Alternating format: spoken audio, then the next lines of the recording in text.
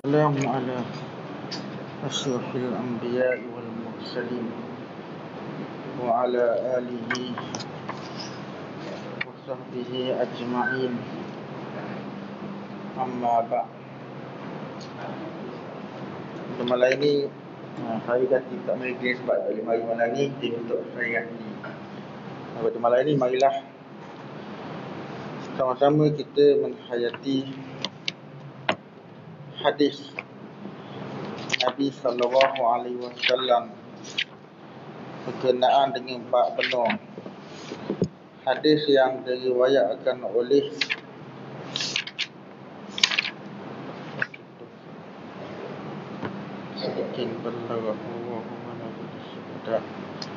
hadis yang diriwayatkan oleh Abi Hurairah radhiyallahu ta'ala anhu. Hadis yang diriwayatkan oleh Abu Hurairah radhiyallahu ta'ala anhu. Abi Hurairah ni bukan nama sebenar dia, namun nama sebenar ialah Abdurrahman bin Sakhar. Abdurrahman bin Sakhar, lalu oleh kerana dia wahai mai kucing, Nabi menggelarkan dia dengan Abi Hurairah, bapa kucing. Abi Hurairah kata, qala Rasulullah sallallahu alaihi wasallam, waza nabiyyun minal anbiya salawatullahi wa salamuhu alaihi, faqala liqaumihi la yatba'ni rajulun malaka bud'in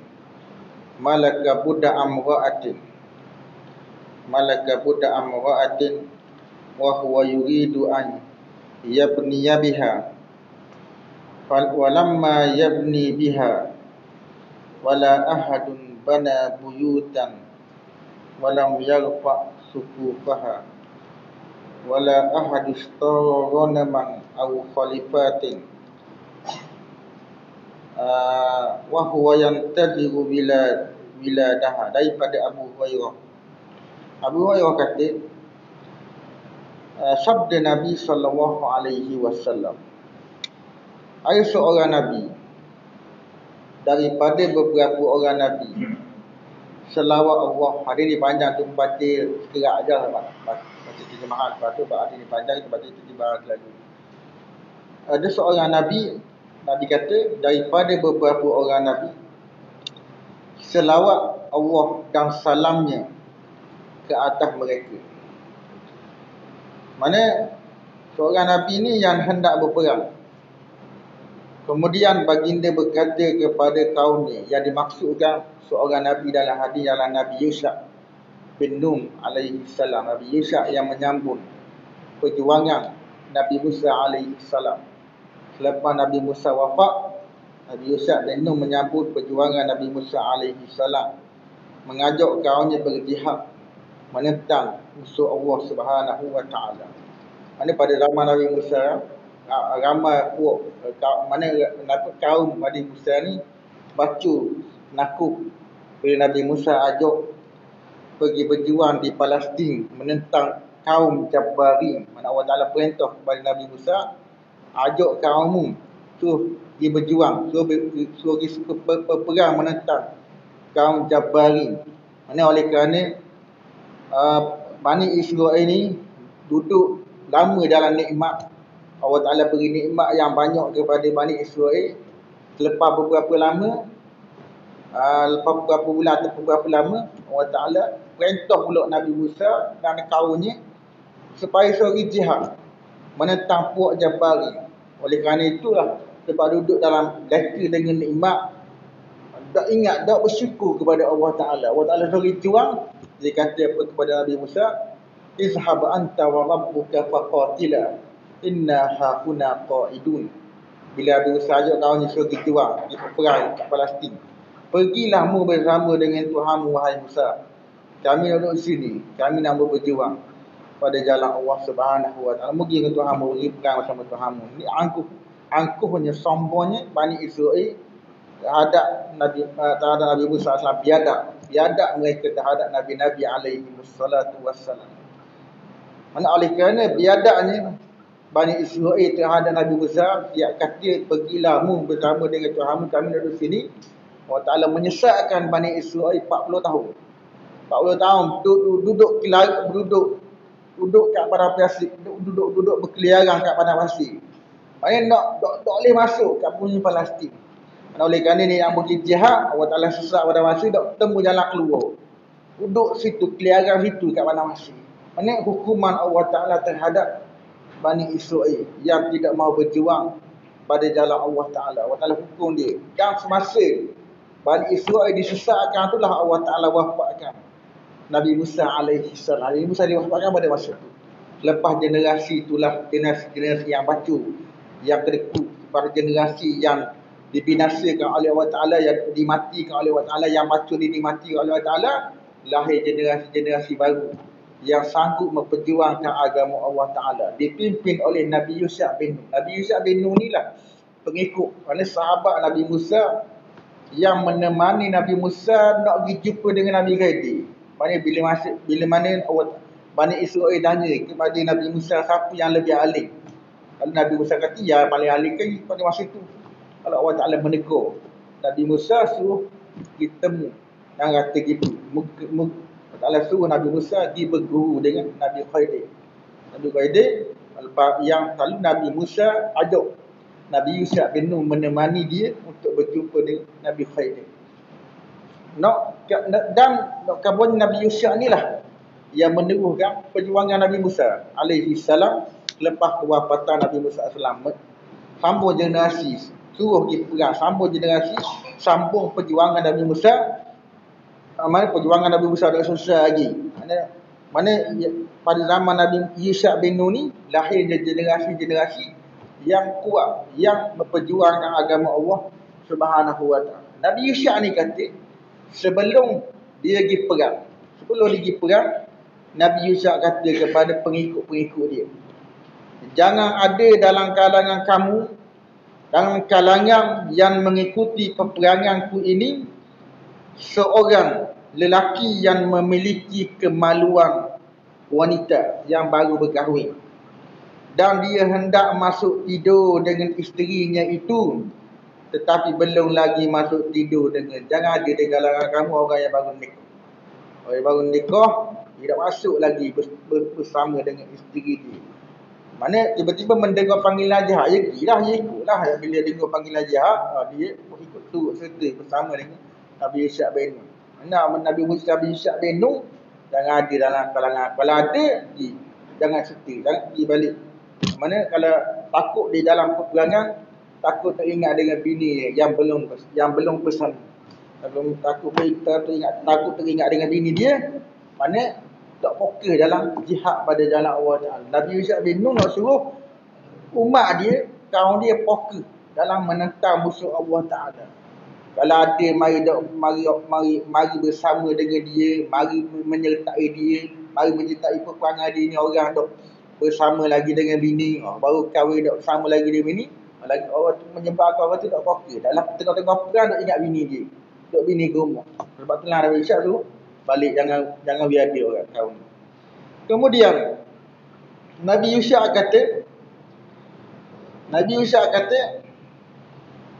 dan janganlah ada kalangan yang mengikutiku seseorang yang sedang membangunkan rumah dan belum lagi memasang atapnya, belum selesai pembinaan rumahnya. Jangan ada orang yang mari sama dengan aku ni, yang menyertai aku ni, orang yang sedang membina rumah. Bina dah rumah tapi atap tak siap lagi. Jangan ada, takut dalam peperangan, takut bila nak ambil perang ni aku nak siap atap pula. Jadi takut gitu. Jadi tak fokus dalam berjuang pada jalan Allah Ta'ala. Kalau ada, silakan baiki rumah atap siap lalu lagi, jangan pergi perang bersama dengan. Kemudian Nabi Yusha pesan lagi, dan janganlah ada kalangan yang mengikutiku seseorang yang membeli kambing atau unta yang sedang bunting, yang sedang mengandung, dan dia sedang menantikan kelahiran anak-anak ternaknya itu. Maksudnya orang yang kalau dia beli kambing, yang mana kambing atau unta yang sedang mengandung, yang sedang bunting, dan dia sedang menantikan kelahiran anak dia, orang ni jangan ada dalam menyertai peperangan. Aku takut teringat dalam peperangan, tengah-tengah menyertai peperangan, tengah-tengah berjuang, dia ingat kambing dia melahirkan anak lagi, unta dia melahir dok lagi anak ni. Takut dia ingat-ingat gitu. Maka Nabi Ishak sikap dulu ni, orang ni jangan ada dalam peperangan. Dalam peperangan tu menentang orang kafir. Kemudian selepas dia beri pesanan kepada kaum dia, lalu maka Nabi itu pun berperang. Nabi Yusha bin Nun berperang sehingga mendekati mana dia baru pergi perang, dalam perjalanan nak pergi berperang, sehingga mendekati suatu desa pada waktu asar atau hampir dengan waktu itu. Jadi perang sehinggalah sampai kat tempat nak serang tu pada waktu asar ataupun dekat lagi nak masuk asar. Maknanya mungkin dalam 2 jam lagi masuk malam dah. Masuk malam dah menyebabkan payah nak pergi perang, ataupun mungkin saya dah baca lah, mungkin syariat zaman dulu mengharamkan perang malam. Lalu Nabi Yusha mengatakan, Nabi Yusha berkata kepada matahari, sesungguhnya engkau wahai matahari diperintahkan beredar mengikuti perintah Tuhan, dan aku pun turut diperintahkan berperang mengikuti perintah Tuhan. Dia kata kepada matahari. Lalu dia berdoa kepada Allah, sebab takut masa sempit nak perang tu antara asar dengan garik 2 jam itu.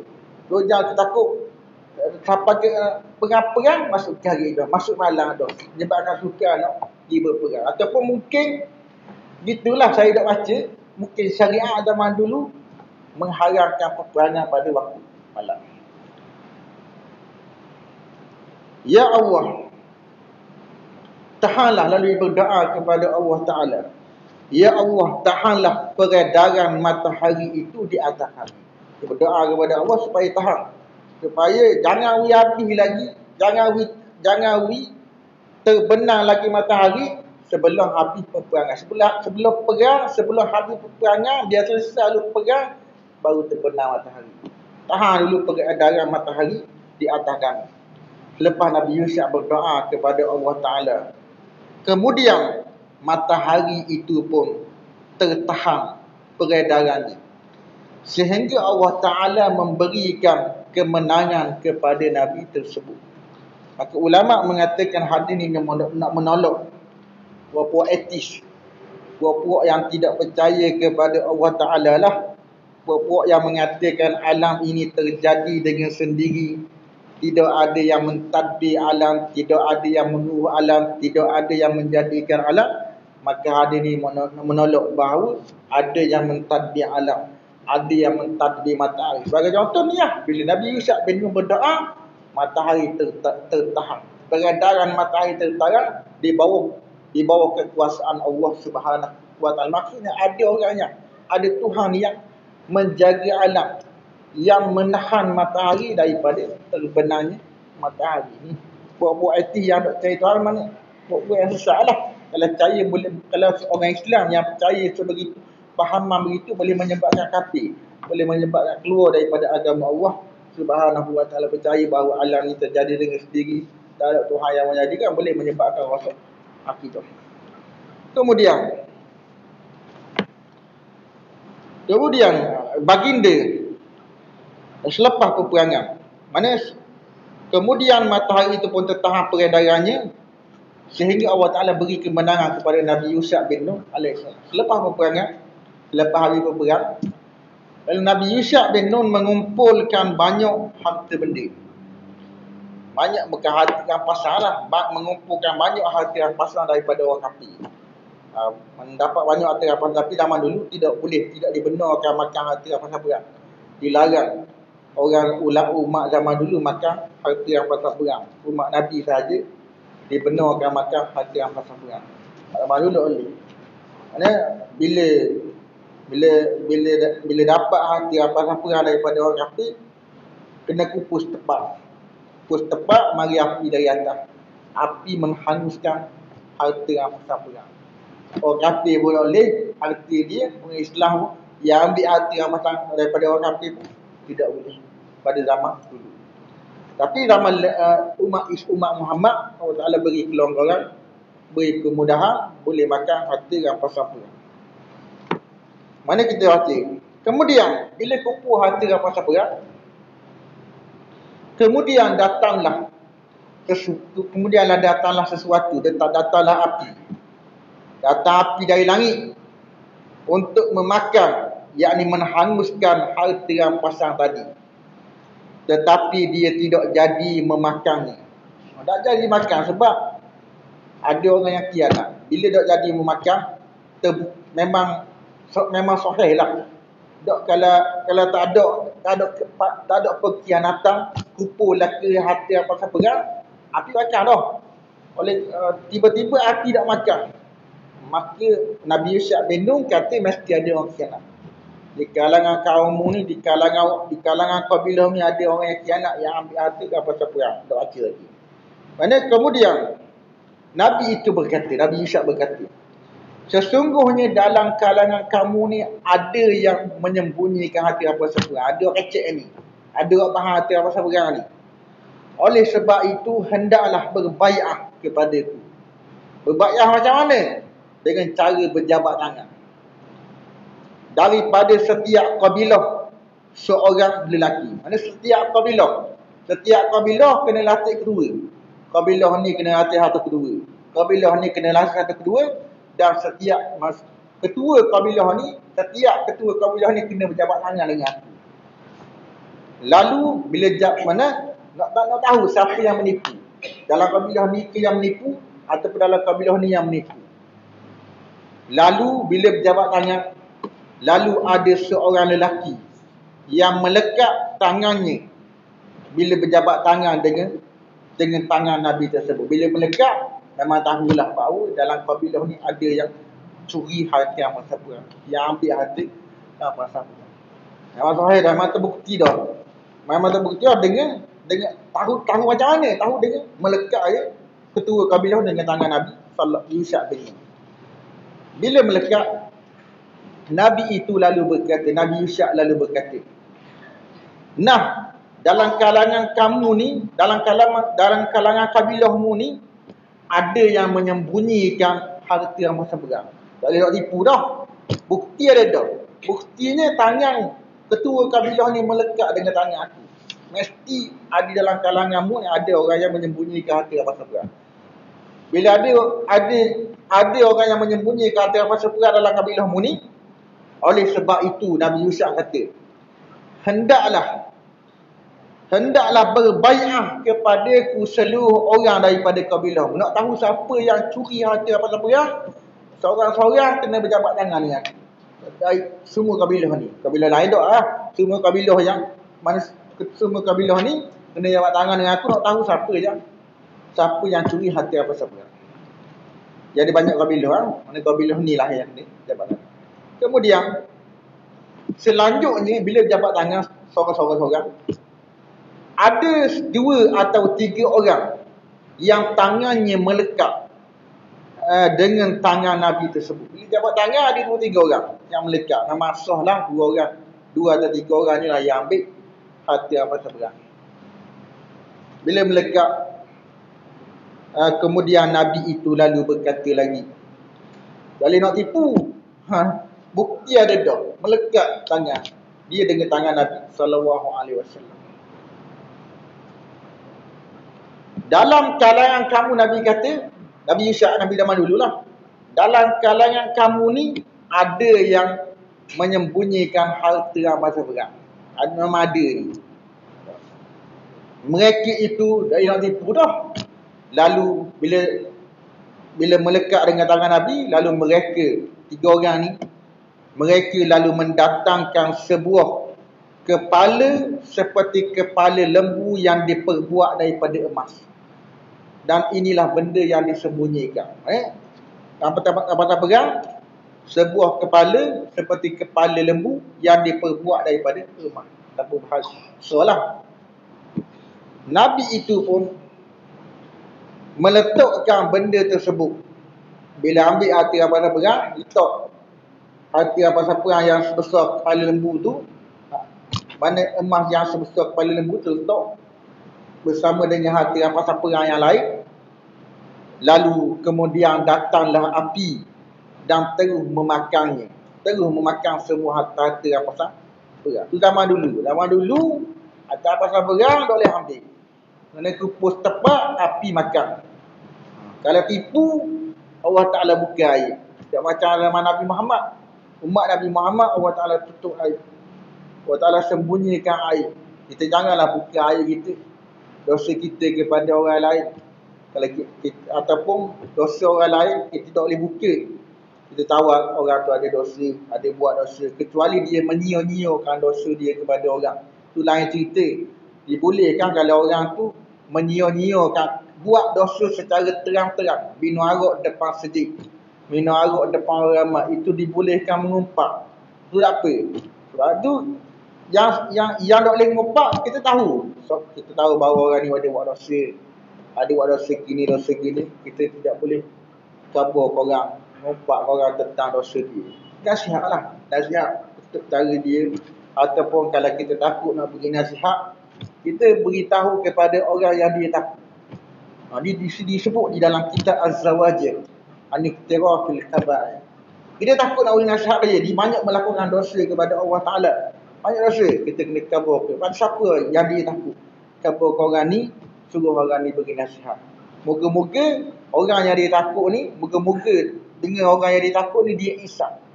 Dia insaf, dia kembali kepada kebenaran,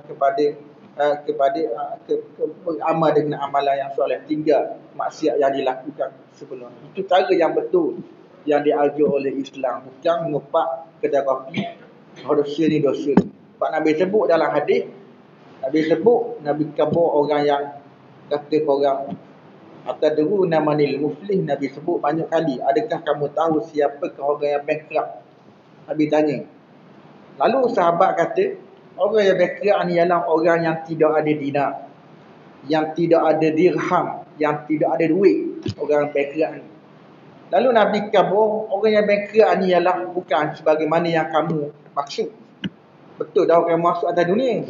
Nabi kabur, orang yang bankrupt ni ialah orang yang datang pada hari kiamat kelak dalam keadaan dia bawa amalan yang banyak, amalan zakat, puasa, dia melakukan solat banyak atas dunia, melakukan sembahyang banyak atas dunia, menunaikan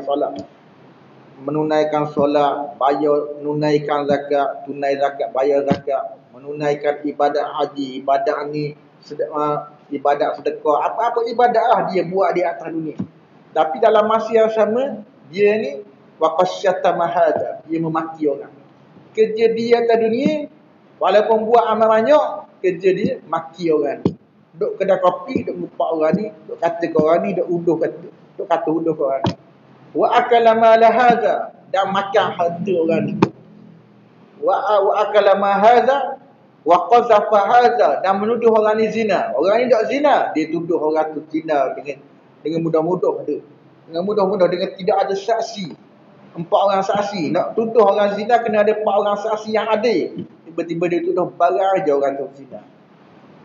Dan Nabi sebut wa qazafa hadza, dan dia menumpuhkan darah orang ni dengan tidak sebenar, menumpuhkan darah orang.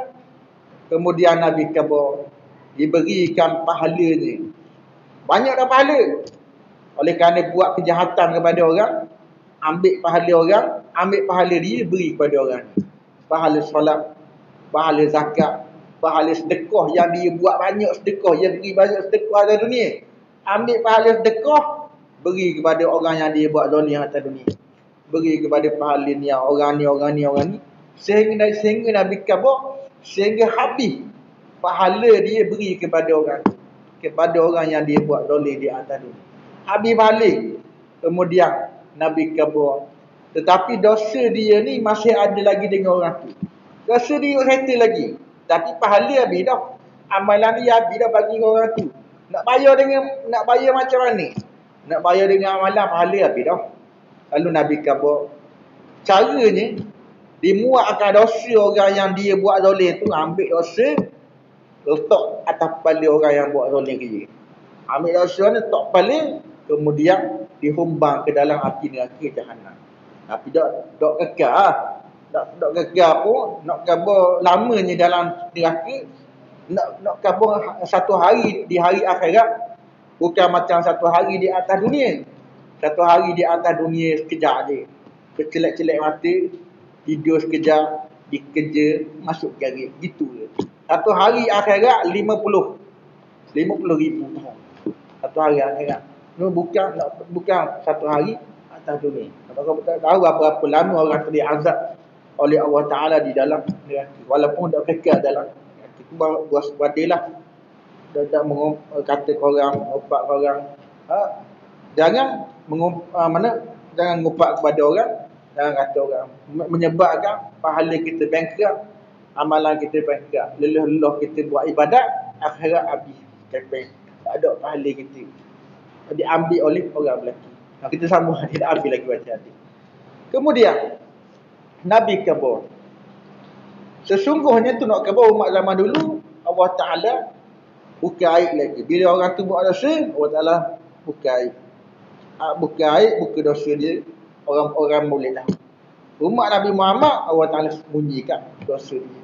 Dan nak kabur ni, bila seseorang itu menyembunyikan dosa dia kepada orang, pada hari akhirat nanti Allah Ta'ala akan sembunyikan dosa dia di khalayak yang ramai. Allah Ta'ala nak kabur dosa dia di khalayak yang ramai. Bila orang tu menyia-nyiakan dosa dia di khalayak yang ramai, pada hari kiamat nanti Allah Ta'ala akan umum orang ni buat dosa ni di khalayak yang ramai pada hari kiamat.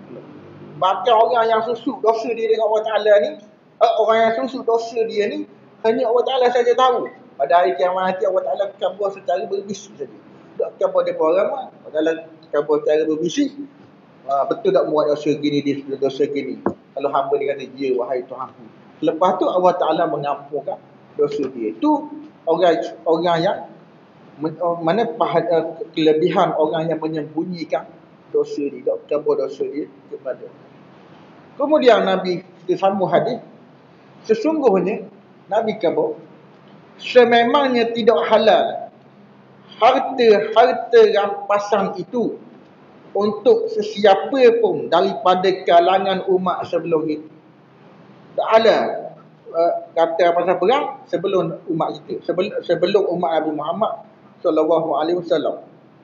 Kemudian Allah Ta'ala menghalalkannya untuk kita, harta-harta rampasan tersebut, dikala Allah Ta'ala mengetahui betapa lemah, betapa dhaif dan lemahnya kita semua. Oleh sebab itu Allah Ta'ala pun menghalalkannya untuk kita. Disebut dalam hadis yang lain. Nabi sebut, "Utitu qamsan la yu'tahunna ahadun minal anbiya qabli." Antaranya Nabi kabar, wa uhillat antara daripada 5 itulah, wa uhillat liyal ghanaima wa lam tahilla li ahadin qabli. Diberikan 5 perkara yang tidak diberikan kepada seorang pun daripada nabi-nabi sebelum. Seorang nabi-nabi Allah Ta'ala tak beri.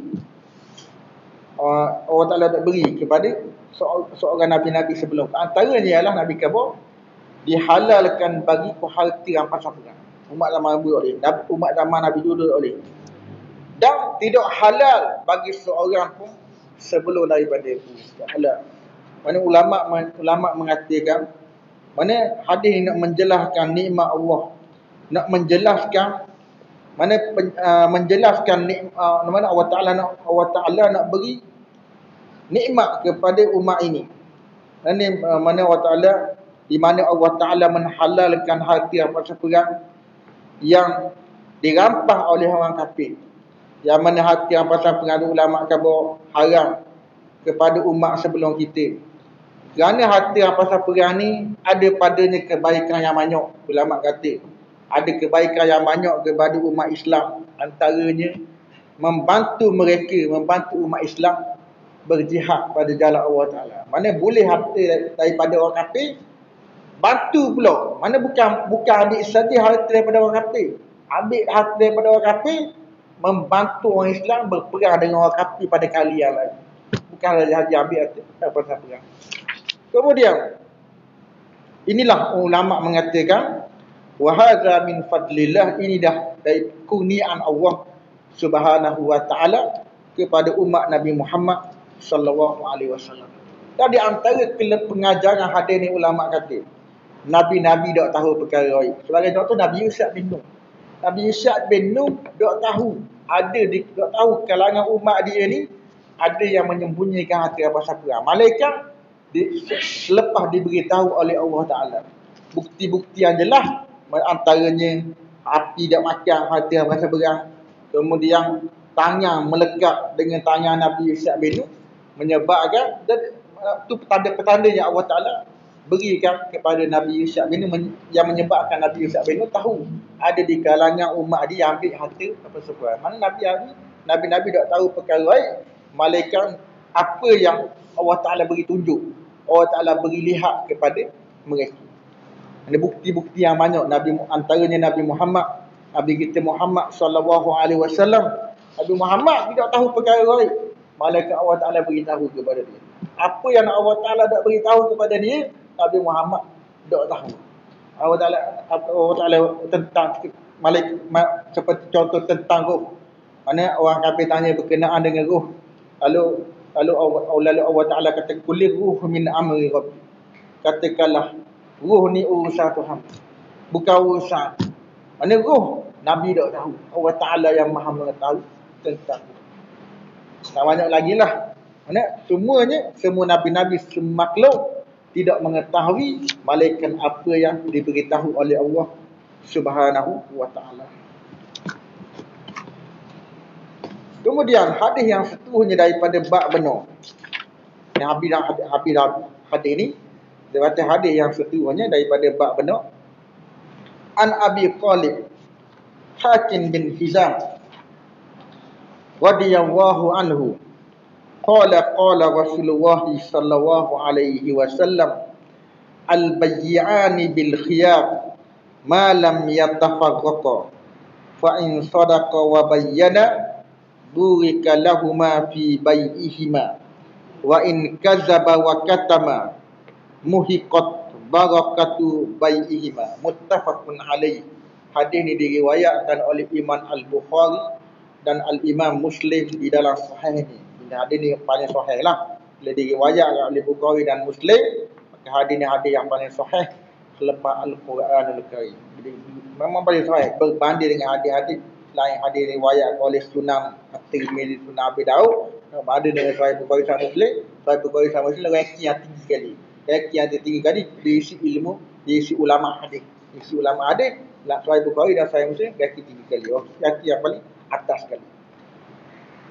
Habis Khalid kata, Khalid Hakim bin Hizam ialah seorang sahabat yang masuk Islam ketika pembukaan Mekah. Masuk Islam lambat. Bila Nabi buka Mekah, ramai yang masuk Islam. Ramai yang masuk Islam bila Nabi menang tu. Nabi menakluk Mekah tu, baru orang masuk Islam. Tak boleh lah. Mana yang tak boleh lah pahala hijrah. Mana pahala hijrah ke Madinah selepas Nabi buka Mekah. Nabi sebut dalam hadis, la hijrata ba'dal fathi, tidak ada hijrah selepas buka Mekah. Bila Nabi dah buka Mekah dah, mana kalau orang pergi berhijrah ke Madinah selepas Nabi buka Mekah, tak ada balik hijrah pada Allah dan Rasul sallallahu alaihi wasallam. Hakim ni, Hakim bin Hizam ni masuk Islam ketika Nabi buka Mekah. Hakim bin Hizam kata, sabda Nabi sallallahu alaihi wasallam, al-bay'ani bil khiyar. Dua orang yang berjual beli itu memiliki kebebasan memilih. Boleh menghentikan jual belinya atau meneruskannya selagi kedua-duanya itu masih belum berpisah. Hadis ini menjelaskan kepada kita mana penjual dan pembeli diberi kebebasan memilih bila nak berjual beli. Diberi kebebasan memilih selepas akad tu. Mana penjual sudah akad dah sudah jual beli, sudah jual dah barang kepada pembeli. Maka Nabi sebut penjual dan pembeli diberi hak kebebasan, sama ada nak meneruskan jual beli ataupun nak membatalkan jual beli. Kemudian pembeli pun begitu juga. Walaupun selepas beli dah barang, pembeli boleh diberi kebebasan sama ada nak meneruskan jual beli ataupun nak membebaskan jual beli. Dengan syarat selagi mereka tidak berpisah. Selagi masih ada tempat ni penjual kabar. Penjual kabar aku jual kamu. Mana pembeli penjual kabar aku jual kereta. 10,000 sebagai contoh. Jual kereta 10,000, selama mana dua orang tu duduk setempat. Penjual dan pembeli duduk setempat, tak berpisah antara kedua-dua orang tu, maka Nabi khabar kedua-dua orang itu diberi kebebasan sama ada nak meneruskan jual beli ataupun nak membatalkan jual beli. Selepas penjual jual kepada pembeli, lepas tu lama sikit tak berpisah lagi, penjual berbuah hati, aku nak batal jual beli, maka pembeli batal jual beli. Begitu juga pembeli berbuah hati selepas dia beli kereta daripada orang tu, pembeli khabar, pembeli berbuah hati, aku rasa aku nak batal jual beli aku nak batal jual beli aku berbuah hati, aku dah sedap puas hati kereta ni. Maka penjual bila pembeli nak batal jual beli, penjual berhak memulangkan balik duit tu, dan pembeli kena pulang kereta dia, selagi mana kedua-dua orang tu tidak berpisah. Lainlah kalau ada syarat dah, ada penjual kabar dah. Penjual kabar dah, kalau mu nak beli kereta aku selepas ni mu tak boleh batal dah. Maka tidak ada selama tidak boleh dipakai dah. Penjual dan pembeli diberi hak kebebasan memilih selama mana tidak berpisah. Sebab sebelum akad tu sudah dibuat pengguguran syarat. Sudah dibuat pengguguran kebebasan memilih. Tak ada. Penjual khabar, kalau mu beli kereta aku ni selepas mu akad jual beli, mu tak boleh batal dah jual beli. Maka tak ada hak kebebasan ni walaupun dia duduk setempat. Ni untuk orang yang penjual tak beri syarat apa-apa pun, tak khabar apa-apa pun, beli secara sukarela. Lepas tu pembeli rasa berbuah hati nak batal jual beli, maka boleh batallah jual beli pada masa tu. Selagi mana tidak berpisah. Kalau dah balik rumah dah, nak batal jual beli tak boleh dah. Sebab balik rumah dah berpisah secara fizikal dah. Kalau dia duduk 10 jam situ, dia boleh batal lagi ulama khabar. Dia jual kereta kepada pembeli 10 jam, dia duduk dalam setempat bersama dengan penjual pembeli, tengah bincang lagi. Pembeli boleh membatalkan, boleh batal selagi mana mereka tidak berpisah antara kedua-dua. Itu kebebasan yang diberikan oleh Allah Subhanahu wa taala. Macam qiyas syarat. Qiyas syarat ni pula tu qiyas majlis. Qiyas syarat, ulama kata boleh diberikan tempoh. Yang kita bicara ni qiyas majlis. Qiyas majlis, penjual dan pembeli diberi kebebasan memilih sama ada nak meneruskan jual beli ataupun nak membatalkan jual beli selama mana kedua orang tu tidak berpisah. Qiyas syarat pula diberikan tempoh dalam masa tertentu. Jika terdapat sebarang kerosakan atau ketidakpuasan hati, maka boleh untuk membatalkan sesi jual beli tersebut. Perkara ini merupakan bab hukum berjual beli dalam Islam. Contoh ulama kata saya nak beli, tapi mahu fikir dulu, 3 hari. Nak beli tapi nak fikir dulu 3 hari, nak balik ke barang nak fikir dulu 3 hari. Maka selama tempoh itu, maka pembeli boleh batalkan jual beli. Boleh batalkan jual beli selama 3 hari itu. Itu di antara qiyas dalam Islam, kebebasan dalam Islam. Kemudian sambung hadis, dia ambil hadis. Apabila kedua-duanya bersikap benar, penjual dan pembeli bersikap benar. Jangan penjual je bersikap benar, pembeli kena bersifat benar juga. Pembeli kena menjelaskan kelemahan-kelemahan dirinya dan berterus terang. Maknanya kena berterus terang, jangan menipu. Kalau tak ada duit, tabur terus terang. Kalau nak bayar separuh, tabur terus terang kepada penjual. Jangan dalam hati niat nak balik tu. Niat nak balik dah, nak bayar separuh, nak bayar habis. Itu menipu namanya. Tidak menipu, tidak amanah namanya. Kena khabar. Penjual kena khabar, pembeli kena khabar. Pembeli kena jujur. Penjual kena jujur, pembeli kena jujur.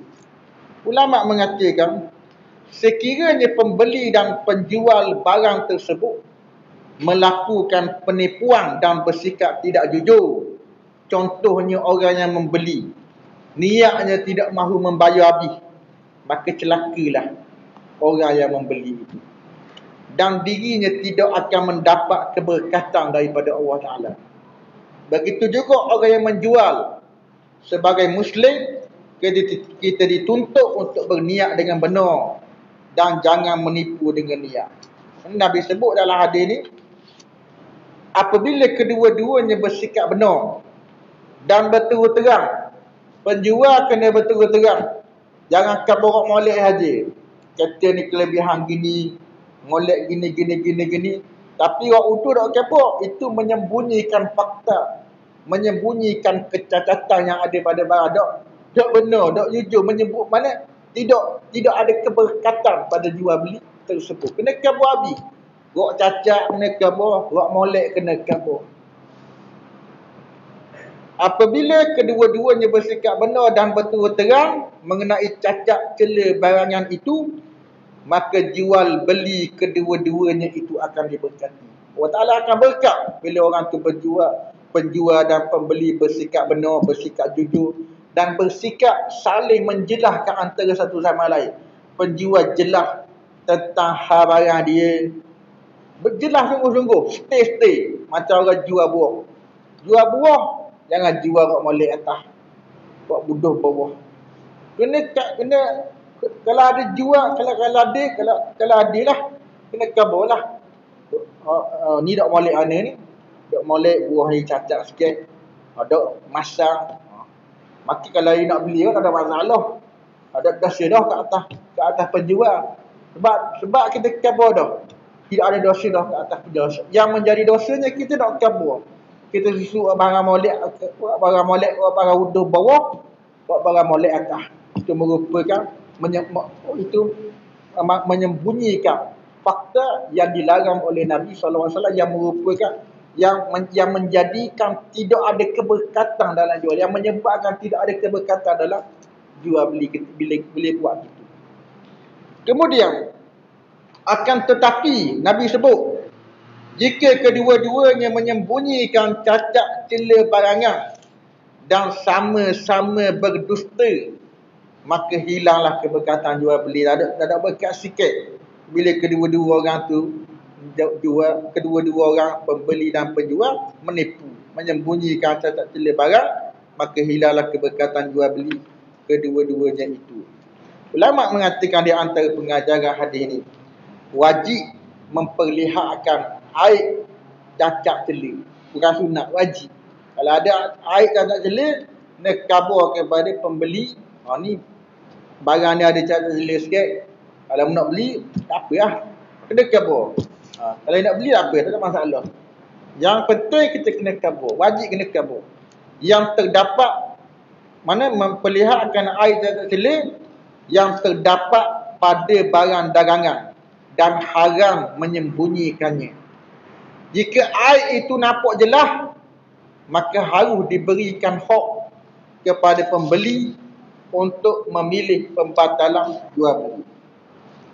Kalau orang jual cacat, dia boleh pulangkan balik. Contoh dia jual barang cacat sampai rumah, pembeli tengok barang dia ada cacat, pembeli boleh berhak memulangkan balik kepada penjual. Mana penjual dia pulang balik, jangan nak pulang balik sebab dia jual barang cacat. Dia kena jual, ini pulangkan balik. Dan perbuatan itu dosa besar lah. Perbuatan itu tidak ada berkat sebab jual barang cacat. Kejujuran dalam perniagaan merupakan kedudukan yang mulia yang tidak akan diraih kecuali oleh orang yang mempunyai keberuntungan besar. Lebih daripada itu, kejujuran merupakan sumber datangnya keberkatan. Bila tidak ada jujur dalam perniagaan, dalam jual beli, tidak ada jual belinya, tidak ada berkat. Penjualnya tidak ada berkat. Orang jual lah, orang marilah sekali dua. Sekali orang mari, lepas kena tipu, tak mari dah lepas tu. Kali kedua, kali ketiga tak mari dah. Sebab penjual tipu pembeli. Orang lain pula mari. Orang lain mari, kena tipu pula. Orang lain tak mari dah. Orang yang kena tipu tak mari dah. Tidak ada keberkatan pada jual. Bila tak menipu, ada keberkatan. Orang percaya kepada kita. Nabi sebut dalam hadis, pelawak ni antara dosa yang sangat besar. Cakap pelawak, cakap dusta. Antara dosa yang sangat besar. Apatah lagi, bercakap pelawak, jual beli. Berjual beli dengan orang. Jual barang dengan orang, cakap pelawak dengan orang. Orang cakap pelawak, cakap dusta dengan orang yang nak beli barang dengan kita. Nabi sebut dalam hadis, wailun liman haddasa fakazaba liyudhika bihil qawm wailul lahu summa wailul lahu.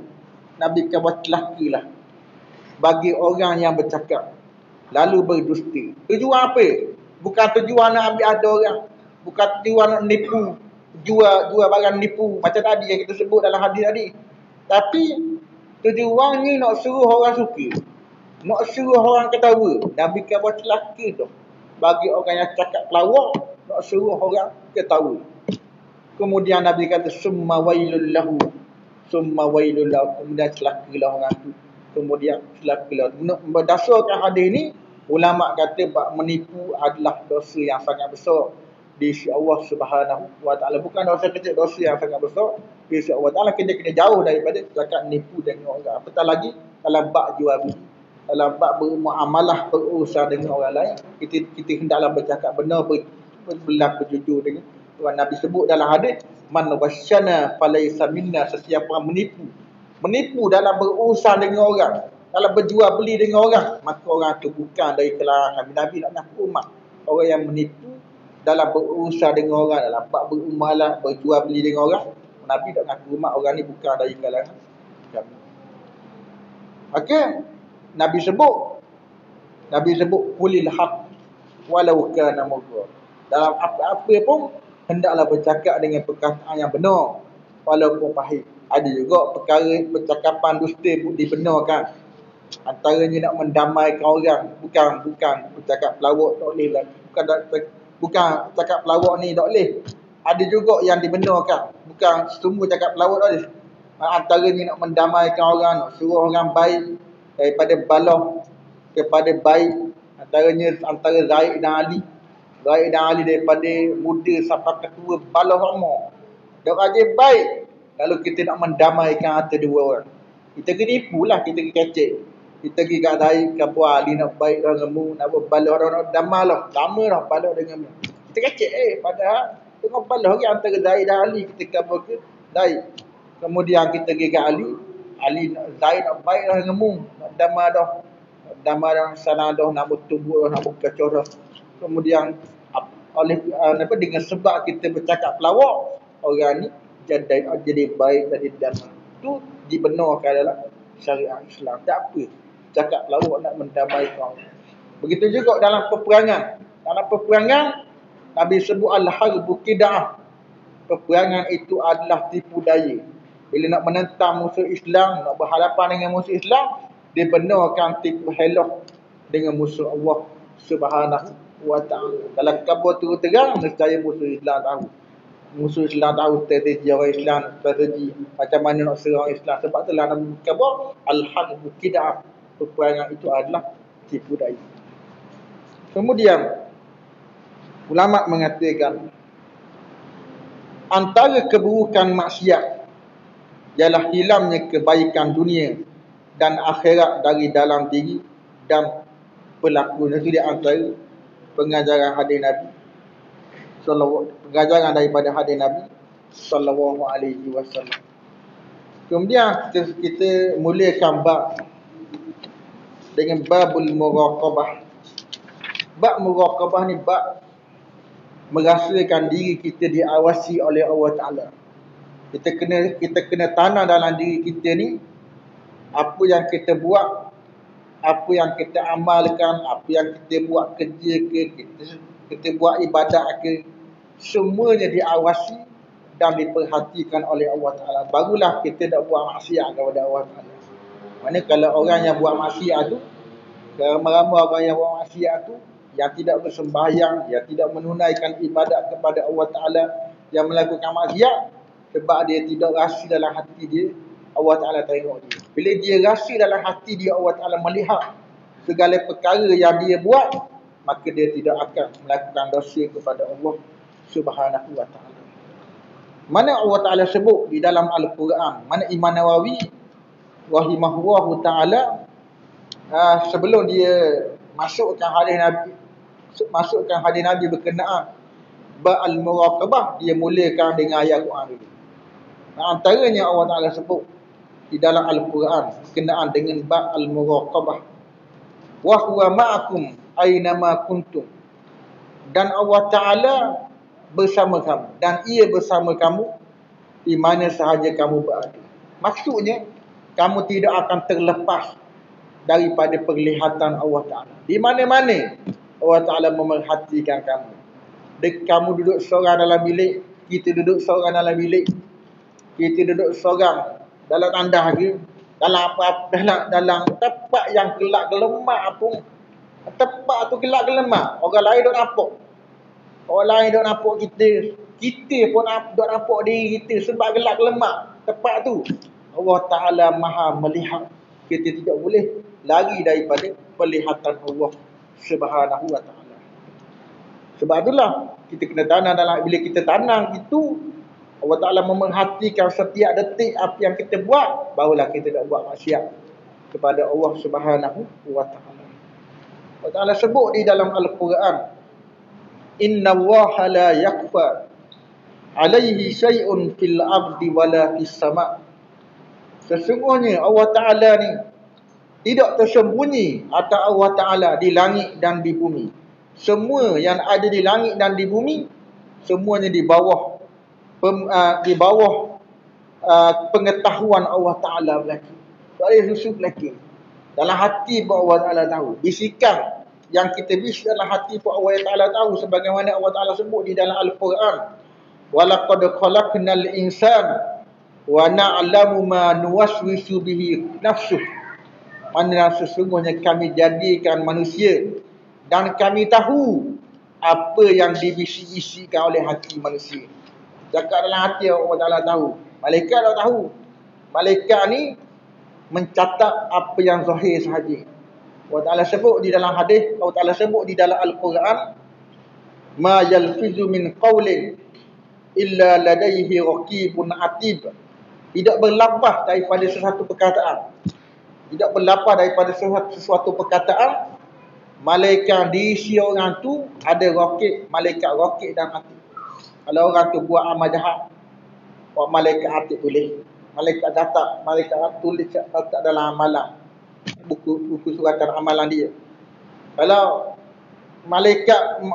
orang tu buat baik, malaikat raqib tulis orang ni buat amalan ini. Tapi apa yang ada dalam hati orang tu, malaikat tak tulis lah. Sebab malaikat tak tahu apa yang dibisik-bisikkan oleh orang tu. Allah Ta'ala Maha mengetahui. Sebagaimana disebut di dalam hadis Nabi sallallahu alaihi wasallam. Ada malaikat tu dia bawa, selepas dia mencatat amalan yang dilakukan oleh orang ni, dia bawa, dia beri kepada Allah Ta'ala suratan amalan hamba ni. Mana malaikat ni catat amalan soleh, amalan baik lagi, bukan amalan jahat. Lepas catat amalan baik, dia beri kepada Allah Ta'ala. Kalau Allah Ta'ala kabur aku, orang ni aku tolak, orang ni aku beri. Sebab apa? Sebab Allah Ta'ala kabur orang ni buat amalan bukan kerana aku. Malaikat mudah tahu, mencatat apa yang zahir saja. Apa yang ada dalam hati mudah catat, mudah tahu. Allah Ta'ala kabur, aku mengintai-ngintai. Aku tengok apa yang ada dalam hati orang. Orang tu buat ibadat kerana dok ikhlas. Orang tu buat ibadat nak tunjuk-tunjuk orang. Nak suruh orang kata dia ni orang yang kuat beribadat kepada Allah Ta'ala. Nak suruh orang beri jawatan, nak suruh orang beri pujian, menyebabkan Allah Ta'ala dok terima amalan yang dilakukan oleh orang. Itu nak kena membuktikan bahawa makhluk Allah Ta'ala tidak mengetahui apa yang ada dalam hati. Apa yang malaikat pun tak tahu apa yang ada dalam hati. Allah Ta'ala sahaja yang maha mengetahui apa yang ada dalam hati orang tu. Malaikat Allah Ta'ala beritahu lah. Allah Ta'ala beritahu kepada malaikat, dan malaikat tahu apa yang dilakukan oleh hamba itu, apa yang dibisik-bisik oleh hamba dalam hati. Allah Ta'ala yang beritahu. Saya rasa cukuplah. Sambung buat esok lah, malam esok saya ngajar Pak Melani kata orang. Esok kita sambung sebelah kenaan dengan bab al-muraqabah. Kita banyak-banyak lah kalau ada salah dan silap. Wa akhiru da'wana alhamdulillahi rabbil alamin.